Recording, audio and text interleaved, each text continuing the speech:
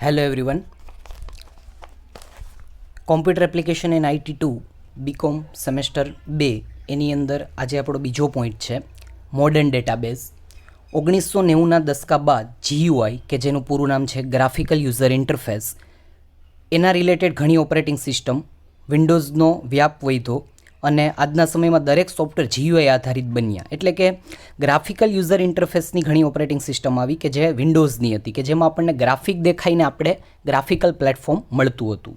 આ ઉપરાંત દરેક લેવલે કોમ્પ્યુટરનો વપરાશ વધતા સિમ્પલ સોફ્ટવેરથી શરૂ કરી અને કોમ્પ્લેક્સ સોફ્ટવેર પણ GUI આધારિત બનવા લાગ્યા. એટલે એવું કહેવા માગે છે આ કે કોમ્પ્યુટરનો વ્યાપ દરેક ક્ષેત્રમાં દરેક ફિલ્ડમાં વધતો ગયો. તો જે સાવ નાના સોફ્ટવેર હતા, જે કે સિમ્પલ સોફ્ટવેર માનવામાં આવે છે, ત્યાંથી લઈને કોમ્પ્લેક્સ સોફ્ટવેર એટલે કે બહુ મોટી એપ્લિકેશન, મોટા ફિલ્ડના સોફ્ટવેર, એ બધા સોફ્ટવેર પણ GUI બેઝ બનવા માંડ્યા કે જેમાં આપણને ગ્રાફિકલ યુઝર ઇન્ટરફેસ મળતું હતું. પરિણામે DBMSમાં પણ ફેરફારો આવશ્યક બન્યા. એટલે કે જે આપણે ડેટાબેઝ મેનેજમેન્ટ સિસ્ટમ હતી એના સોફ્ટવેર છે એની અંદર પણ થોડાક ફેરફાર કરવાની જરૂર પડી કે જે આપણે કમાન્ડની મદદથી આપણે આપણા ડેટા સ્ટોર કરતા હતા એની જગ્યાએ આપણને ગ્રાફિકલ એન્વાયરમેન્ટ મળે, ગ્રાફિક દેખાય અને એની મદદથી આપણે આપણા ડેટા છે કમ્પ્યુટરમાં સેવ કરી શકીએ, એવા ફેરફાર આવશ્યક બન્યા. એક સાથે વધુ ટેબલમાં રહેલ ડેટાની સરખામણી તથા પ્રોસેસિંગની જરૂરિયાત પણ ઊભી થઈ. એટલે કે અલગ અલગ ટેબલમાં જે આપણા અલગ અલગ ડેટા છે એ બધા ડેટાને એક સાથે એક ટેબલમાં લઈ અને સરખામણી કમ્પેરિઝન કરવાની આવશ્યકતા પણ ઊભી થઈ. ઉપરોક્ત જરૂરિયાત સંતોષી શકે તેવા આધુનિક DBMS સોફ્ટવેર જોઈએ તો Microsoft access, Oracle, Microsoft SQL server, IBM DB, આ બધા સોફ્ટવેર છે એ ગ્રાફિકલ એટલે કે GUI બેઝ સોફ્ટવેર હતા. ઉપરોક્ત સોફ્ટવેરને વિન્ડોઝના GUI પ્લેટફોર્મ પર ચલાવી શકાય છે. એટલે કે આ બધા જે સોફ્ટવેર છે એ સોફ્ટવેરને તમે વિન્ડોઝનું જે GUI પ્લેટફોર્મ છે, ગ્રાફિકલ યુઝર ઇન્વાયરમેન્ટવાળું પ્લેટફોર્મ, એ ઇન્ટરફેસવાળું પ્લેટફોર્મ, એના ઉપર આપણે રન કરવા હોય તો આ બધા જે સોફ્ટવેર છે DBMSના, જેમ કે Microsoft access, Oracle, Microsoft SQL server, આ બધા સોફ્ટવેર આપણે વિન્ડોઝ ઉપર ચલાવી શકીએ છીએ. આ ઉપરાંત તેમાં જુદા જુદા પ્રકારના ઓબ્જેક્ટનો સંગ્રહ પણ કરી શકાય છે. ઓબ્જેક્ટ એટલે અલગ અલગ પ્રકારના ઓબ્જેક્ટની આપણે થોડીક વાર પછી ડેફિનેશન જોશું. કોઈ પણ એક પર્ટિક્યુલર વસ્તુ, પણ અહીંયા એ ફિઝિકલ વસ્તુ હશે નહીં. મોડર્ન ડેટાબેઝના સંદર્ભમાં ડેટાબેઝની વ્યાખ્યા આપણે જોઈએ તો ડેટાબેઝની ડેફિનેશન આ પ્રમાણે છે: ડેટાબેઝ એ જુદા જુદા ઓબ્જેક્ટનો સંગ્રહ છે. એટલે કે આપણે એવું કહી શકીએ more than one collection of more than one object. એક કરતાં ઘણા બધા ઓબ્જેક્ટ સાથે આપણે રાખીએ અને જે વસ્તુ બને છે એને આપણે ડેટાબેઝ કહી શકીએ. અને જો સાવ સાદી સિમ્પલ ભાષામાં આપણે કહીએ તો એક કરતાં વધારે જે ટેબલ ભેગા થાય, આ જે ટેબલ છે એને આપણે જે વસ્તુની અંદર સંગ્રહ કરેલો હોય ટેબલનો, એને આપણે ડેટાબેઝ કહી શકીએ. માઇક્રોસોફ્ટ એક્સેસના સંદર્ભમાં અલગ અલગ ઓબ્જેક્ટ છે એની વ્યાખ્યા આપણને આપેલી છે, જેમાં આપણો પહેલો ઓબ્જેક્ટ છે ટેબલ. આ ઓબ્જેક્ટની અંદર ડેટાને રો તથા કોલમ સ્વરૂપે સંગ્રહ કરી શકાય છે. ડેટા સ્ટોર કરતાં પહેલાં યુઝરે દરેક કોલમ એટલે કે ફિલ્ડને વ્યાખ્યાયિત કરવા પડે છે. ડેટાબેઝમાં એકથી વધુ ટેબલનો સંગ્રહ કરી શકાય છે. ટેબલ એક ઓબ્જેક્ટ છે અને આ ટેબલની અંદર શું હશે તો કે રો અને કોલમનું સંયોજન હશે.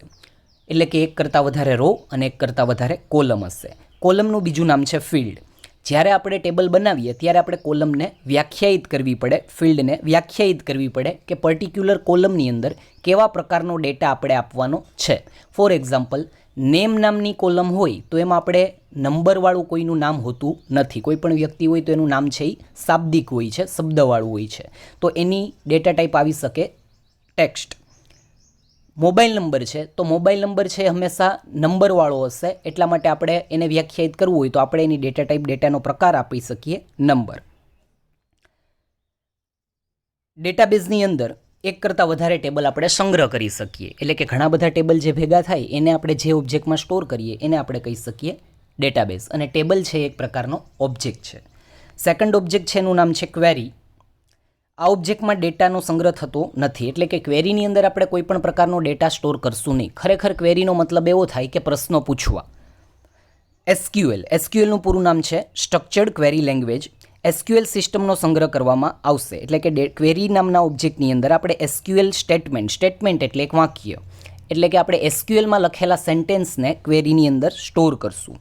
SQLને ડેટાબેઝની ભાષામાં એટલે કે એસક્યુએલને ડેટાબેઝની એક સ્ટાન્ડર્ડ લેંગ્વેજ માનવામાં આવે છે કે જેની મદદથી આપણે આપણા ટેબલ ઉપર કોઈ પણ ક્વેરી કરી, પ્રશ્નો પૂછી અને આપણા ટેબલમાંથી આપણે ડેટા મેળવી શકીએ. જરૂરિયાત મુજબ એકથી વધુ ક્વેરી ઓબ્જેક્ટ હોઈ શકે, એટલે કે તમારે એક કરતાં વધારે ક્વેરીના ઓબ્જેક્ટ બનાવવા હોય તો આપણે બનાવી શકીએ છીએ. ક્વેરીના ઓબ્જેક્ટની મદદથી ડેટાબેઝમાંથી માહિતી મેળવી શકાય છે. ત્રીજી આપણી પાસે જે ઓબ્જેક્ટ છે એનું નામ છે ફોર્મ. આ ઓબ્જેક્ટને આંતરિક રીતે ટેબલ સાથે જોડવામાં આવે છે, એટલે કે ફોર્મ નામનો જે ઓબ્જેક્ટ છે એ ઇન્ટરનલી ટેબલ સાથે જોડાયેલો હશે.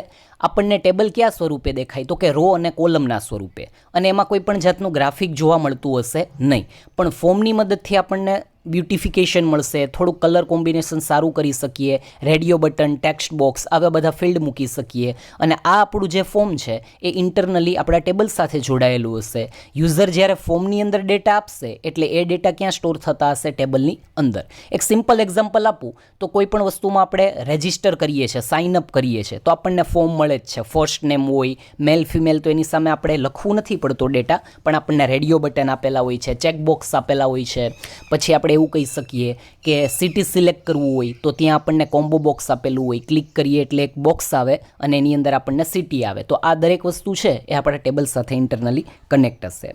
ફોર્મનો ઉપયોગ ટેબલમાં ડેટા એન્ટ્રી કરવા માટે થાય છે. મોસ્ટલી ફોર્મ છે એની મદદથી આપણે આપણા ટેબલમાં ડેટા એન્ટ્રી કરી શકીએ છીએ. એક ફોર્મમાં એકથી વધુ ટેબલનો ફિલ્ડને પણ ડેટા એન્ટ્રી માટે ડિસ્પ્લે કરી શકાય છે, એટલે કે બે અલગ અલગ ટેબલ છે એ બે અલગ અલગ ટેબલને એક ફોર્મ સાથે જોડી શકીએ છીએ. આ ઉપરાંત ફોર્મને બ્યુટીફાઈ પણ કરી શકીએ છીએ. બ્યુટીફાઈ કરી શકીએ છીએ એટલે કે આપણે આપણા ફોર્મને વ્યવસ્થિત રીતના, સારી રીતનું ગ્રાફિક દેખાય એવી રીતના તમારે ડિઝાઇન કરવું હોય તો ડિઝાઇન પણ કરી શકો છો. એના કલર બદલવા એવા કોઈ પણ ઓપ્શન છે. નેક્સ્ટ ઓબ્જેક્ટ છે આપણી પાસે રિપોર્ટ. આ ઓબ્જેક્ટની મદદથી ડેટાબેઝના ટેબલમાં રહેલ રેકોર્ડ્સને વ્યવસ્થિત રીતના ગોઠવીને રિપોર્ટ બનાવી શકાય છે. એટલે કે ટેબલ નામના ઓબ્જેક્ટની અંદર અથવા ડેટાબેઝના આપણી પાસે જે ડેટાબેઝમાં ટેબલ પડ્યું હોય એની અંદર આપણી પાસે એક કરતાં વધારે વ્યક્તિના કોઈ રેકોર્ડ્સ હોય. આ બધા રેકોર્ડ્સને વ્યવસ્થિત રીતના ગોઠવી અને તમારે એક રિપોર્ટ બનાવવો હોય તો બનાવી શકો. બિઝનેસમાં જુદા જુદા પ્રકારના રિપોર્ટની જરૂરિયાત રહે જ છે. ક્વેરી ઓબ્જેક્ટનો ઉપયોગ કરીને પણ જો તમારે રિપોર્ટ બનાવવો હોય તો આપણે રિપોર્ટ બનાવી શકીએ છીએ. પાંચમો ઓબ્જેક્ટ આપણી પાસે જે છે એનું નામ છે મેક્રો. ઘણી વખત ડેટાબેઝમાં અમુક પ્રકારના કાર્ય કરવા માટે જુદા જુદા સ્ટેપને અનુસરવા પડે છે. એટલે કે તમારે કોઈ પર્ટિક્યુલર ઓપરેશન ડેટાબેઝ ઉપર કરવું હોય તો અલગ અલગ જાતના સ્ટેપ ફોલો કરવા પડે છે. દરેક વખતે આવા કાર્ય કરવા માટે અને દરેક વખતે સમાન પ્રકારના સ્ટેપને અનુસરવાને બદલે આવા સ્ટેપનો એક મેક્રો પ્રકારના ઓબ્જેક્ટમાં સ્ટોર કરી શકાય. બાદમાં જરૂરિયાત મુજબ જુદા જુદા મેક્રો ઓબ્જેક્ટ વડે જુદી જુદી પ્રક્રિયાઓ એક જ ક્લિક વડે મેળવી શકાય છે. એટલે કે પર્ટિક્યુલર ઓપરેશન આપણે કરવું હોય તો એ ઓપરેશન માટે આપણે ઘણા બધા સ્ટેપ ફોલો કરવા પડે. હવે કોઈ પણ એક જ કામ આપણે વારંવાર કરવાની જરૂર પડે ત્યારે આપણે એ ઘણા બધા સ્ટેપ છે દર સમયે ફોલો કરવા, એના કરતાં આપણે આ બધા સ્ટેપનો એક મેક્રો બનાવી નાખશું અને જ્યારે આપણે એ જ કામ, એ જ ઓપરેશન પાછું કરવું હોય તો બધા સ્ટેપ ફોલો નહીં કરવા પડે, પણ આપણે મેક્રોને કોલ કરાવી લઈએ એટલે એમાં આપણે જેટલા સ્ટેપ લખેલા હોય એ ફટાફટ રન થશે. આપણે એવું કહી શકીએ પર્ટિક્યુલર એક કામ છે એ વાતમાં કરવાની જરૂર પડતી હોય ત્યારે આપણે પહેલાં શું કરી નાખશું, એ કામ માટેનો એક મેક્રો બનાવી લેશું અને પછી એ મેક્રોને રન કરી શકીએ. મોડ્યુલ્સ.